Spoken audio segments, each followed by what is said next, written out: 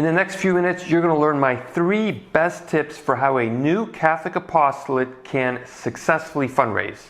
Hi, I'm Brice Sokolowski, the founder of CatholicFundraiser.net, a website that's completely dedicated to helping Catholics just like you with their fundraising, whether you're starting out, which is what we're going to be focusing on today, or you're looking for new ideas, which I think you're going to be liking as well in the next few minutes, or you're just exploring different avenues and finding out what everyone else is doing. Well, you are in the right place. Now, before we dive into my 3 best tips on how a new Catholic apostolate can fundraise, and this is going to be focused whether you are a religious order, you're a school, you're a lay apostolate, or possibly you're a parish and you're trying to find new ways, you're going to want to listen up. But before we do this, I want to make sure that you download absolutely for free my 10 Commandments to Catholic Fundraising. These are 10 things that I have found to be very helpful in my campaigns and my appeals. It's been downloaded by thousands of Catholics. I've gotten great feedback, and I've gotten the input of other Catholic fundraisers who have said, look, this is what works. This is what really, really works. So make sure that you download absolutely for free the 10 Commandments to Catholic Fundraising. The link is going to be more than likely below.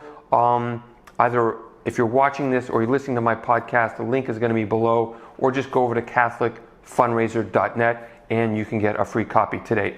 Okay, if you are a new Catholic apostolate, or if you're trying to find new ways of fundraising, I think you're going to really enjoy my 3 tips.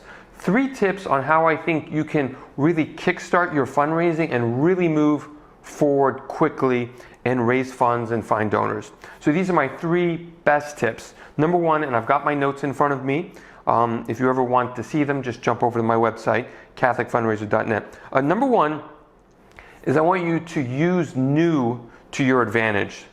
And this is because Catholics are actually looking for new Catholic apostolates. So I get a lot of feedback from people saying, well, I'm new, I don't really have not a lot of people know about me, and they think that that's an impediment. Well, of course, we'd all love to have thousands of people know about us, but because that's not the case, you've got to start fresh and you've got to tell your story. So tell a story that you are new, that you are Catholic, and that you're proud to be Catholic. Catholics are really looking for new and faithful Catholic apostolates that they can donate to. So you definitely want to do that. Use new to your advantage. Number 2 is you want to build your list of people that you meet. This means that don't look at having just a few people as a disadvantage. You want to use it to your advantage in the sense that as you meet people, make sure that you get their contact information and keep them in the loop of what you're doing.